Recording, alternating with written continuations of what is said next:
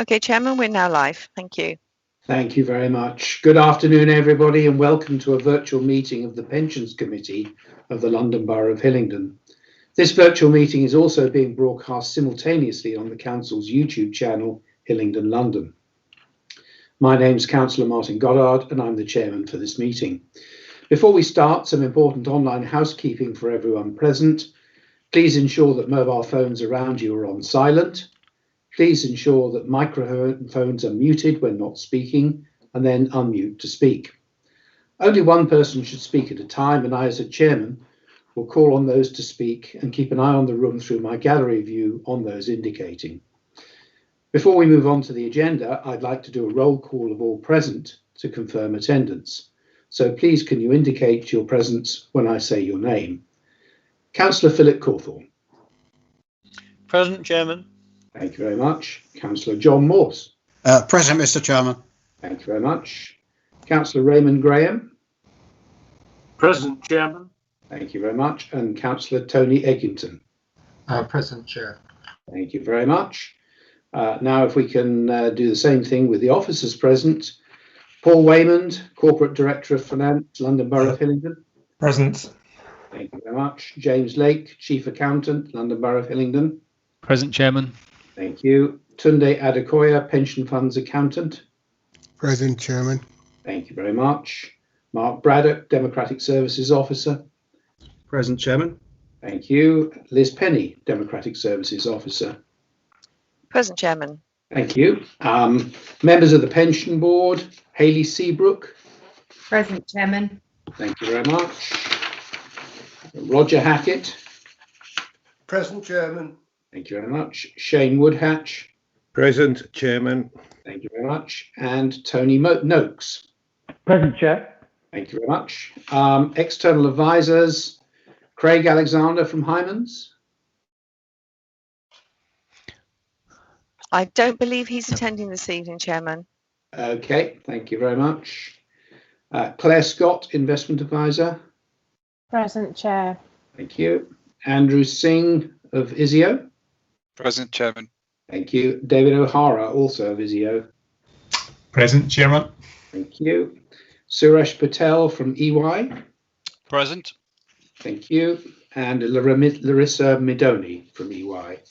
Present, Chair. Thank you very much. In terms of technical meeting control, if any councillor leaves the virtual meeting partway through for a period of time, for example, for a lost connection, I will continue the meeting unless we're not quorate, and a quorum is 3 councillors. Importantly, any councillor who does leave the meeting for a period of time will not be able to vote on any item that they were not present for. So now if we turn, please, to the agenda. First of all, Liz, do we have any apologies for absence? No apologies this evening, Chairman. Thank you very much. Do we have any declarations of interest in matters coming before this meeting, please? Tony. Yes, I'm a retired member of the pension scheme. Thank you. Any other declarations of interest? Philip. I think I'm classed as a deferred member of the local government pension scheme, Chairman. Okay, thank you very much. Thirdly, to receive and agree the minutes of the last meeting, which took place on the 26th of January this year. In the absence of any comments as to accuracy, may I take those as read and approved? Not seeing any indications, so we will take those as read and approved. Liz, please. Okay, so next item is to confirm that the items on the agenda for this meeting marked part 1 will be considered in public, and those marked part 2 will be considered in private, and before that starts we will cut the live feed. So item 5 on the agenda is the audit plan for the 2021 financial year. In the first instance, can I turn this over to you, James, and then presumably to Suresh? James. Thank you, Chair. This paper introduces the 2021 EY audit plan for the pension fund. It provides details of the key areas of focus, expected fees and a timeline. EY are scheduled to complete the audit along with council's accounts by the 30th of September deadline. If I may, I will now pass over to Suresh to provide more information. Thank you. Thanks, James, and good evening to members of the committee. I'll just give you a quick kind of introduction to the plan, and Larissa is going to take you through the risks, and then I'll come back and just talk a little bit about timing and fees. I think it's worthwhile just as an introduction, just to kind of give you a bit of context in terms of 2021 accounts and audit. Some of you might be aware that actually it's quite a challenging period at the moment for local government finance teams as well as auditors. You might be aware that there's still about 30% of local authorities up and down the country who have still to publish their audited 1920 accounts, which I think is a reflection of the difficulties that the COVID situation has presented in terms of being able to prepare accounts and carry out the audits, but also some particular issues that has then generated in the accounts. Having said that, you'll be aware that for Hillingdon, we were able to conclude our 1920 audits by the due date, and you'll see in the plan we are planning to complete our work pretty timely for the pension fund in particular, but also for the council. And I think that's a reflection of the excellent working relationship we have with your finance team and the kind of pragmatic approach we take to timetabling. So I think that's worthwhile just flagging. So Larissa, do you just want to talk through the risks and areas of focus, please? Yes, thank you, Suresh. So I'll take you to page 13 of the agenda, just an overview of our identified risks at this stage of the planning, which is still in progress as of now. So the first risk is our response to ISA 240 requirements on misstatements due to fraud or error due to management override of controls. The following is a specific fraud risk that we look at in terms of misstatements of investment amounts due to incorrect journal entries, whether due to fraud or error. The significant risk is around incorrect valuation of unquoted investments, which is consistent with the last couple of years. Last year, this was amplified by COVID-19 uncertainties on valuation, and we are just aware that it might have an impact this year as well. It's something we're going to look into. And then just the last area of focus is disclosures on going concern. And just to clarify that we're not challenging whether the pension fund is a going concern or not, but we just need to ensure that the disclosures meet the requirements of the audit and accounting standards, and we need to look at the financial resilience of the pension fund for that purpose. Our materiality is consistent with prior year. The figures that you see in the audit plan are based on the prior year audited figures, and we will revisit the amounts as we have the draft accounts for 2021 available. And I will hand back to Suresh now. So just quickly then, over the page we talk about scope, timeline and fees. So no change for the pension fund audit in terms of the scope of what we're required to do by the code and auditing standards. There has been a change in an auditing standard around estimates, but like I said, that probably has limited impact on the audit of the pension fund itself. In respect to the timeline, we've referred there to a consultation that, again, you might be aware of, that has now concluded. You do have till the 1st of August to publish your draft accounts. So I understand you're planning to prepare the pension fund accounts by the end of June. And we are actually provisionally scheduled to commence that audit in the middle of June, where we, as we did last year, sort of work on some of your draft figures so we can make a good start on the audit, actually complete the pension fund audit well in advance of the end of September. And then on fees, I've mentioned this before, and it's included in Section 8. We are still in discussion with PSAA over the scale fee and our view that needs to be increased. We've also included in Section 8 where we consider there to be additional fees based on the risks we've identified to date. We'll stop there, Chair, and we're happy to take any questions. Thank you, Suresh. Does anybody have any questions for the EY team on the scope of the audit or the risks, or for that matter, any other points coming up at the planning phase? John. Just one small one. I notice our level 3 investments have gone up to 28% of the fund. Are we taking any special precautions regarding that? Because we were 11% last year, and it's a big jump. And obviously this is difficult to audit, level 3. Can I just clarify, is that a question for the auditors or for the officers? Just to ask if you're going to ask the auditors, are they going to take any special measures because of that significant change in the level of level 3 items value? So our work on the level 3 investments is already flagged as a significant risk. If the share of the proportion of your investments is greater now in the level 3s, then we are likely to test more of those in terms of any kind of samples that we do. Okay, so that has been flagged up. That's all I wanted to ask. Thank you. Thank you. Tony, I think you're indicating. I was, Chair. Thank you. Suresh, there were a couple of things. One was based on the increase of the level 3 investments. Is that likely to reflect more an increase in the expected audit fee on the basis? And has that been included in the figures which you've given? And secondly, have you any idea when the audit fee is actually going to be agreed or approved by the department? By PSAA. Yeah. So, yeah, no, we are still in discussions and providing them with even more information to enable them to make a determination. So I can't say when that will be concluded. Obviously, the sooner the better, I think, for all concerned.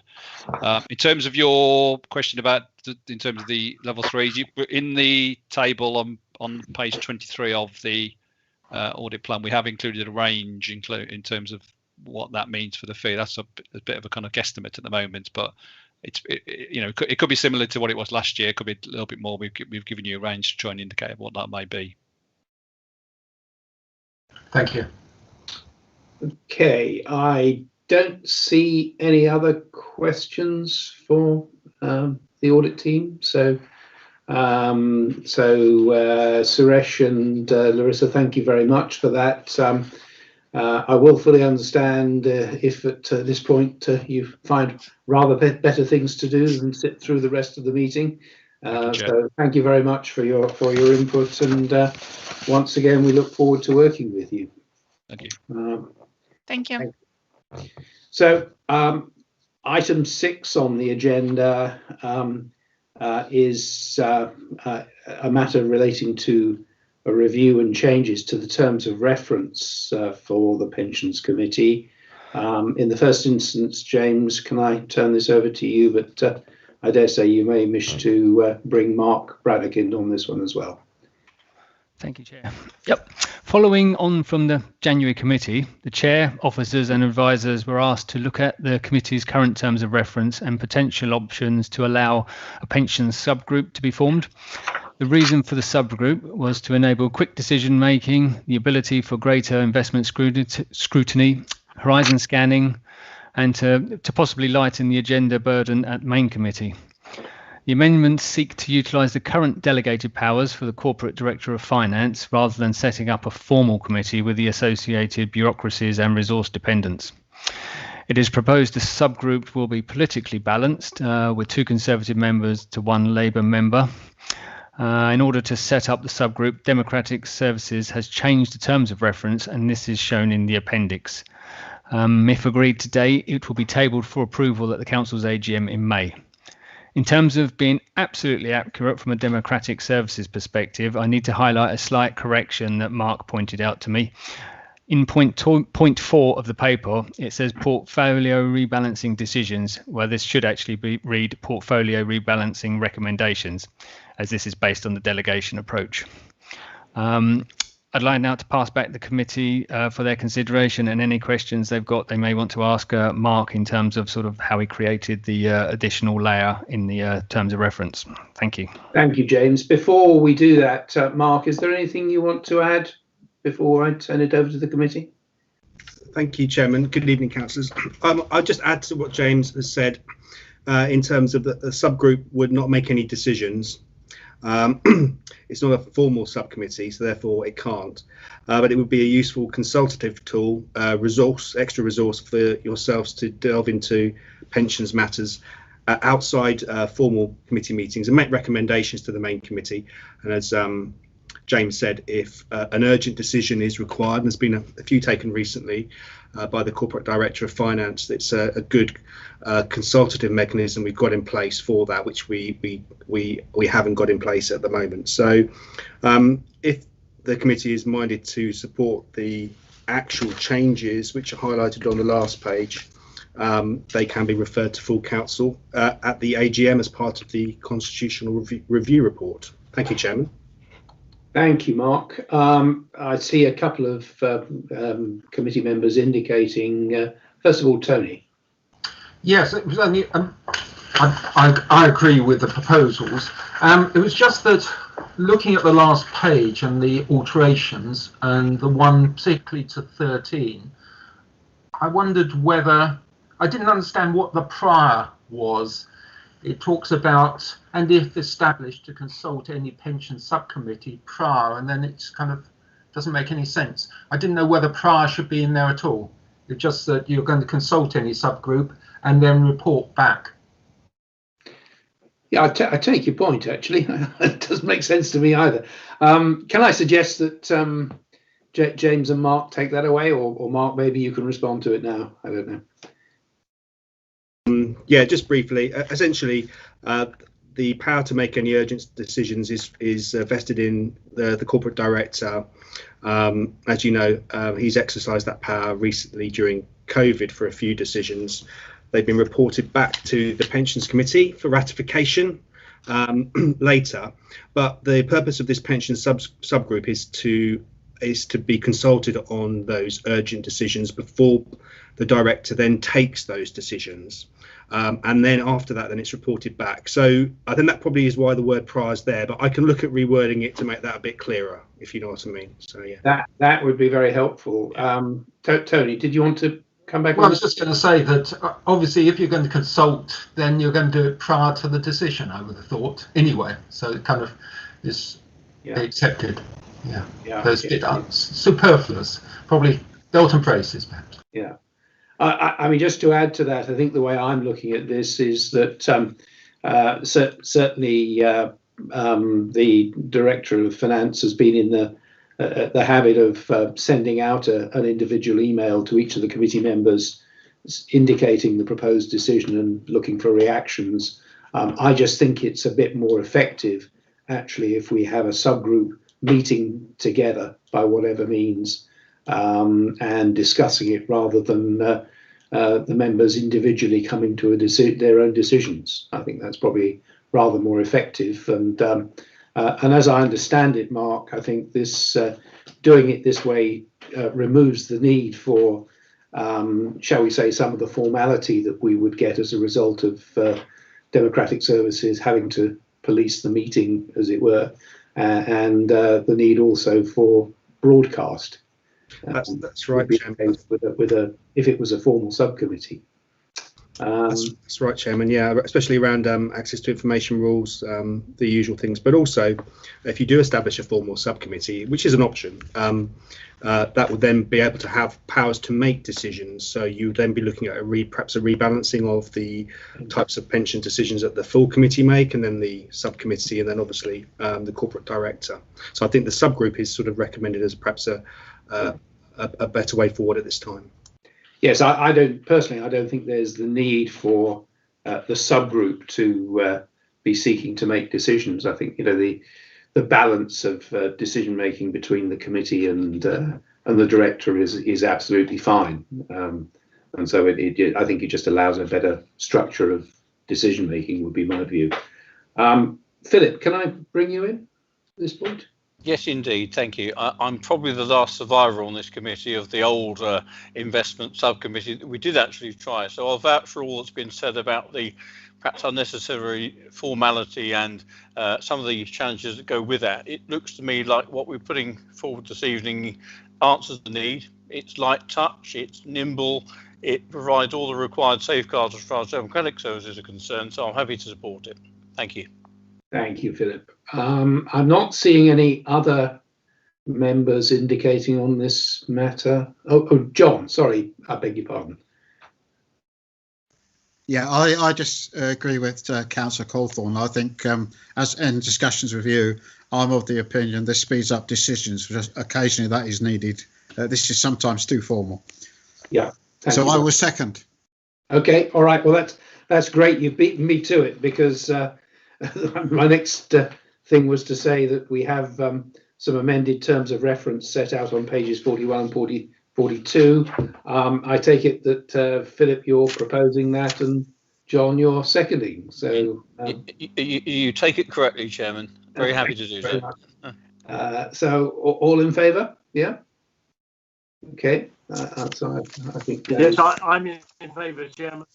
Thank you. So, Liza, Chair, sorry, could I raise a couple of points, please, if possible? Yes, you may, Claire. Yeah, sure.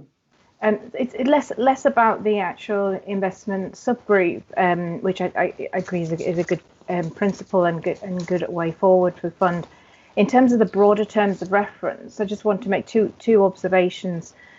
One, there's a lot of detail in the terms of reference around investment, and then an additional line around pensions administration. I think there is a potential risk that the terms of reference of the committee doesn't encompass everything associated with the pension fund, and I would maybe suggest or not necessarily now, but maybe in a future review, is to consider an overarching comment around the committee having responsibility for all pension matters. So there's a risk of things falling between the gap of investment and admin, and as an example would be the funding and actuarial valuations, which aren't mentioned in the list. This, my second point is around specific points on the terms of reference, items 9 and 12, which are not really pension fund matters. They are issues for Hillingdon Council as an employer. So in my time on working with the committee, I haven't actually seen any items under 9 and 12, or I don't recall any anyway, but I think just to be aware that if any items under 9 and 12 do come up, you are effectively, or you will need to put a different hat on in terms of thinking about employer matters for the council, as opposed to thinking about the pension fund itself. So that's just a couple of observations. Yeah, thank you, Claire. If I can initially respond to those, in terms of your first point, I think the practice and what the terms of reference say are actually two quite different things. I think in practice, the committee does consider funding, the committee does consider valuations. You may well be correct that they're not properly or adequately expressed in these terms of reference. I think the unfortunate thing is, I think in terms of getting these in front of the full council for the May meeting, I'll defer to Democratic Services here, but we may have missed the boat, because really what we should be doing is approving them at this meeting so that they can go forward to the council's AGM in May. But I'll ask Mark to comment on that. I take the point on the second one. I take your point that these do seem to be more points of council management policy rather than necessarily things for the committee. But Mark, could you comment on those two things, please? Thank you, Chairman. Yeah, on the first point, the changes to the council's constitution don't have to necessarily come from the relevant committee, but it's always good idea to get the committee to endorse those before they go forward. So it's perfectly fine if there are some changes that perhaps officers advise might need to be made to the other parts of the terms of reference. We can do that outside, and we can perhaps seek members' views offline, and then we can include that in the report to full council, which would include the other changes. I think on the second point, I think Claire makes a good point around members just to perhaps understanding their different role in that regard, and if necessary, we can, if these things do crop up, we can perhaps arrange for any advice and support on that prior to the meeting. Well, that being the case, if committee are happy with this, what I would suggest is that we do invite officers to consult with Democratic Services and maybe tweak the terms of reference a little bit, and if that could come back, if perhaps the committee could be shown this by email, Mark, I'm sure that we probably don't need to go into a huddle to look at those changes and approve them, but if we can tidy these things up, I think that would be good. I don't know if any committee members have a view on that. Not seeing anything, so I would suggest that's the way forward if that's acceptable to everyone. Good. Yes. Thank you very much. Okay. So once again, Mark, if I'm sure you've got far better things to do. I think he's gone already, actually. Oh, you just hopped to a different corner of my screen. That's all. So please feel free to step out if you've got more deserving things to do. But thank you for your input. Thank you, Chairman. Thank you, members. Good night.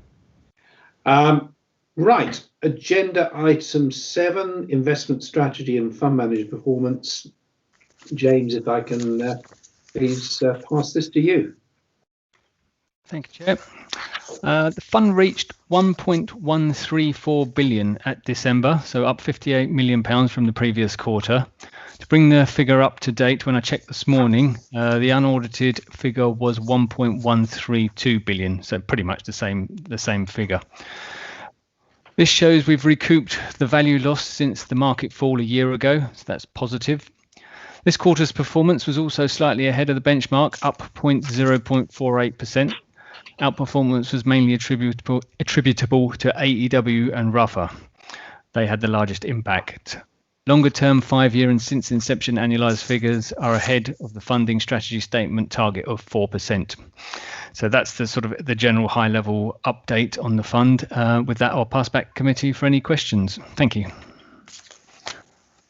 Does anybody have any questions for James or the officer team? I'm not seeing anything. So thank you for that, James. And so we will note that report. I have a proposer and seconder for that, please. I propose, Chairman. Yeah, right. I'll second, Mr. Tony Chairman. got there first, and okay, fair enough. Thank you. Thank you, guys. Thanks very much. Right, item 8 is the administration report. Normally, this would be delivered by Yvonne Thompson-Hoyt, who, as you've heard, is unfortunately unable to join us this evening. So, James, I'm afraid once again this falls to you, I think. Thank you, Chair. Yep, this report provides a number of updates. I'll go through them piecemeal. Member self-service take-up has again shown an improvement. We're now at 28% of the total members signed up, with the greatest element being the active members. In terms of performance, KPIs remain erratic from Surrey, with some up and some down. So it's very difficult to sort of track progress in certain areas. With that in mind, I've asked for a weighted average KPI, so at least we can sort of see a direction of travel in terms of performance. We're still to agree Surrey's proposed increase in fees also, so just sort of in relation to that. So I've written to Surrey asking them to explain how we are benefiting from their potential increase in fees, and I've asked them to show a correlation between improved service and increased in fees. So it'll be interesting to see what they come back with on that. The first stage of the annual address tracing exercise has been completed with a good initial success rate of 80.5%. We've instructed a full tracing exercise on the remaining items. Mortality tracing was also good, and we have asked for more in-depth investigation on the few remaining cases there. We've been working on the GMP response and have been granted a slight extension to that, sort of shown in the report. So I'll be seeking the sending the final recommendation to Paul tomorrow in terms of how we will instruct the rectifications in that area. The 95k exit cap regulation, as you'll all know, has been scrapped, so there's no further work to be done at the moment regarding this, unless of course they change their mind and try and introduce a new restriction. But as it stands, there's no further work on the 95k exit cap. Welcome MacLeod will continue with reference to the transition to Hampshire. We will start work in terms of data collection, and it is likely Hampshire will subsequently undertake the implementation. A quick update on the pensions board. The board have moved to annual appointment of a chair. Roger Hackett was elected as a chair in the last meeting, so rather than having a quarterly appointment, so that gives more stability on the board, which is all positive. We are also looking to amend their terms of reference to give better clarity on key areas. So that's a quick run through on the admin update. With that, I'll pass back for any comments. Thank you. Does anybody have any questions or comments for James on the administration report? I'm not seeing anything, so please can we have a proposer for noting the items in this report? I move, Chairman. Thank you, Philip. A seconder, please. I'll second it. One, not at once, gentlemen. John, I think you just won that. John was a seconder. Thank you very much indeed. Okay, so next we go to the pension fund risk register. James. Thank you, Chair. This quarter, there's not much to report on the risk register, other than the content within the risks has been updated slightly. One thing I would like to highlight is the inclusion of an effective communication plan in Pen 8. This directly relates to the change in pensioner payday when we move to Hampshire. So I just wanted to include that in the risk register as a key item that we're monitoring. We've not added or removed any specific risks for the quarter, and the direction of travel on all risks has remained static. As normal, the risk register has been updated in consultation with Councillor Goddard, and he's raised a point and suggested that we combine Pen 4 and Pen 5 as they both relate to inflation issues, and sort of if we can combine those, it would just be more efficient. I intend to implement that change in the next quarter's report. So that's my quick run through on the risk register, and I'll pass back for any questions. Thank you. Any questions or comments, please? Claire. Thank you, Chair. I just wondered whether any items around governance, particularly with the Scheme Advisory Board's Good Governance report, and also Pensions Regulator is only just consulting now on the merger of lots of different codes of practice, which could put greater onus on the fund to do other area or focus areas on governance. But I just wonder whether that was a risk that was on the radar of officers and committee, and whether that needs to be included as well. Just a thought. James, do you want to comment on that? Well, it's certainly on my internal risk radar, that's for sure. But yes, perhaps it would be good to actually maybe list some of these out and have it formally included in the risk register. So I would agree with Claire, and perhaps that's something we can look at including in the next quarter's risk register. So we've got sort of an all-encompassing governance risk with all the current changes afoot. Yeah, if I can just comment on that, I think the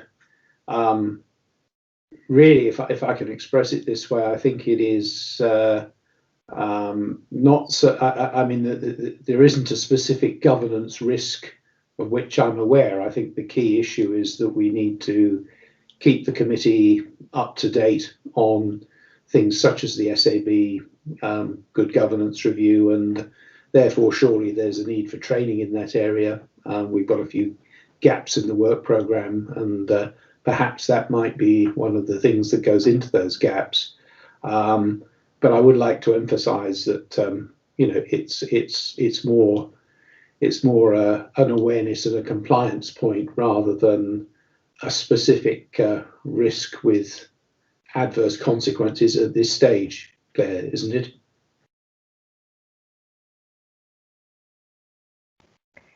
I think it's probably the risk of expectations of governance standards being stepped up by whether it be SAB or the regulator, etc., and maybe the risk of the fund not being aware of these increased standards and failing to meet them and being caught out accordingly.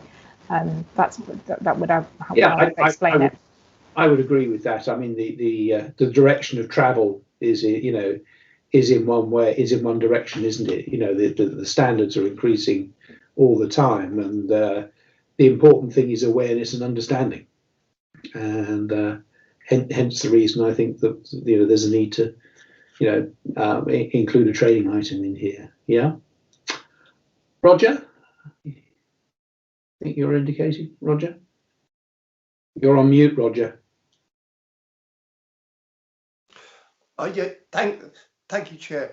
On that particular issue, when we come to the annual report of the Pensions Board, you'll see that one of the items that we flagged up is the area of governance. We've picked up that there are major changes coming because of the Good Governance project and because of the change in the codes of practice. So I think it's clear that we as an authority are aware of those issues coming down the line.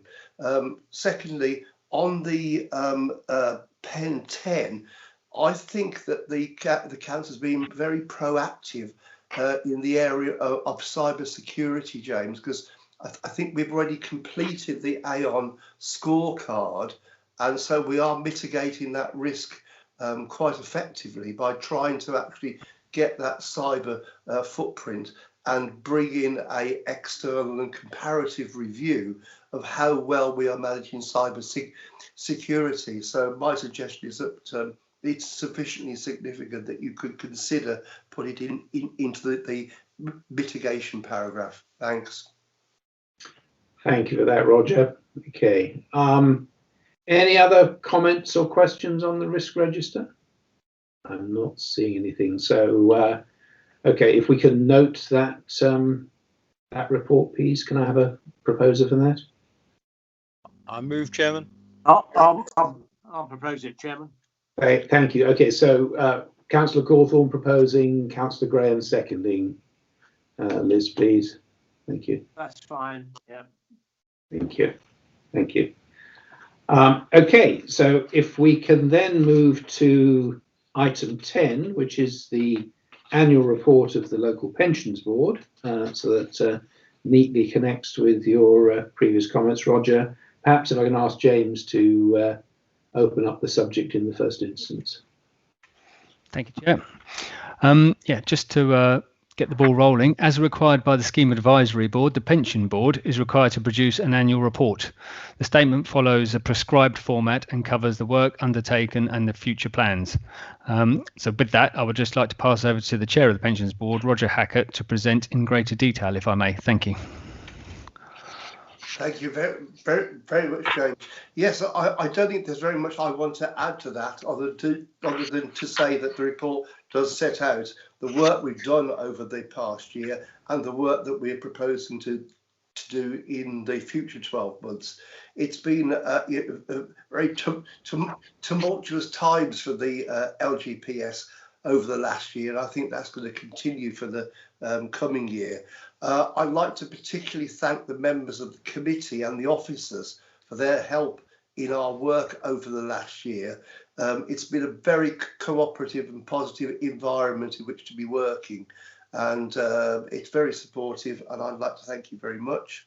If there's any questions that people want to ask me, about what we've done and what we're going to do, I'm very happy to answer those.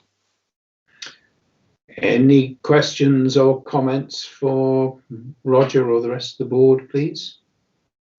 I'm not seeing any. Roger, certainly from me, a comment. I think that there is now, I think, a very good, as you say, positive track record of the committee and the board and officers working together. And certainly, I think things such as the shared training programs that we're now doing are a very good piece of evidence of that. So I would endorse that. Philip, comment from you or question?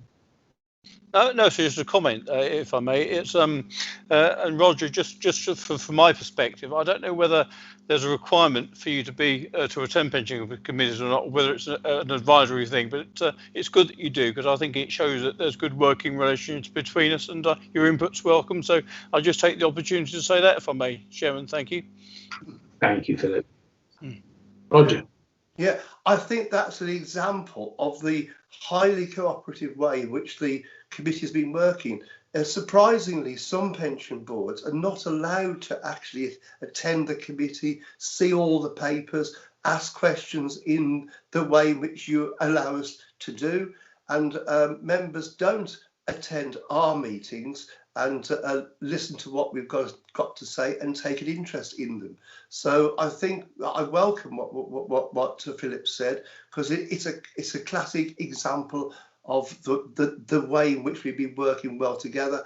And as I'll elaborate a bit later in part 2, when we've been carrying out our challenge role, which can be difficult for both sides, that has been dealt with in a positive and helpful manner.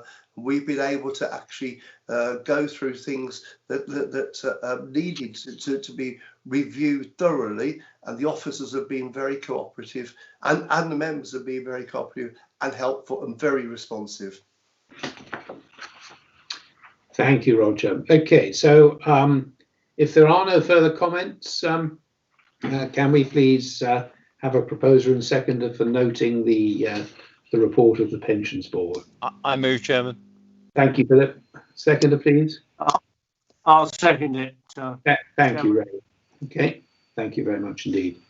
Okay, so item 11, which is the work programme for 2021-22, which I think I famously managed to skip last time around, so I'm being quite diligent making sure that we do cover it this time around.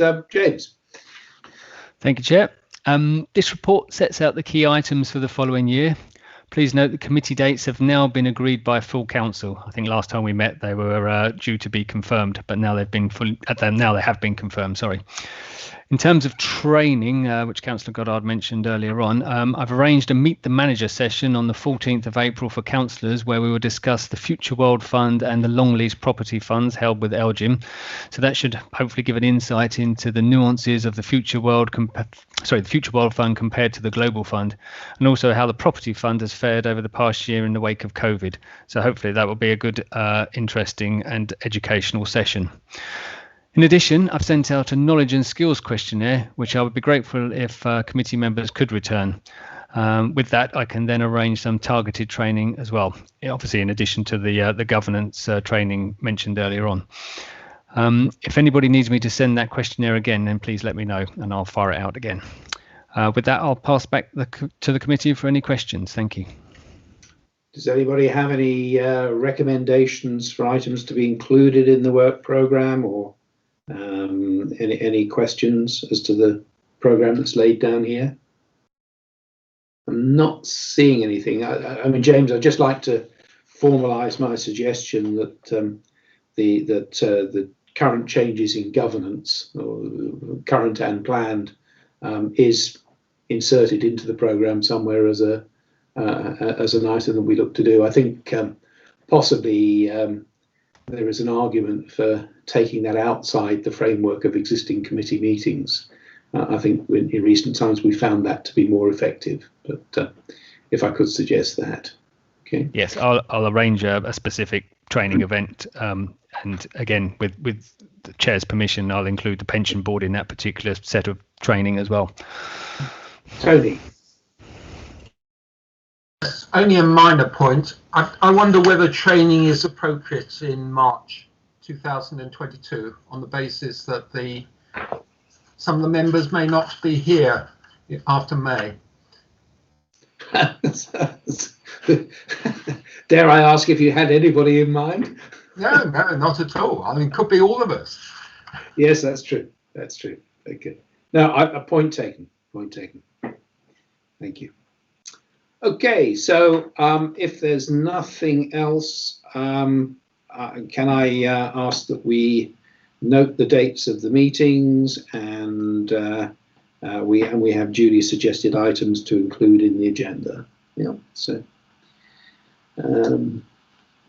okay, thank you for that. So that brings us to the conclusion of the part 1 items on the agenda. We now move into part 2 of the meeting, and the live stream to YouTube will now be cut. So thank you to those who've been watching. Thank you, Chairman. If you can just all remain on mute while I stop the stream, please.